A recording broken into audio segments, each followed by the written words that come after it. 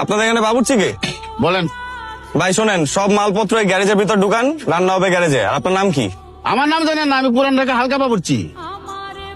একটু তাড়াতাড়ি করো। ভাই আপনি হালকা হইলে আমি কি? আপনি পাতলা। মামা ধরো। আচ্ছা শোনেন, আজকে কিন্তু আমার বউয়ের বিয়া, মানে চাঁদনির বিয়া, আজকে চাঁদনির বিয়া। ঠিক আছে, তেল লবণ কিন্তু আমি সব চেকে রাখবো, কোনো খাবার যাতে খারাপ না হয় বলে দিলাম কিন্তু। এইলে আপনি টেনশন করেন না। মামা তাড়াতাড়ি করো। ঠিক আছে, আর একটু শব্দ কম করেন, বাসায় গেস্ট আছে। আচ্ছা ঠিক আছে, তাড়াতাড়ি করো।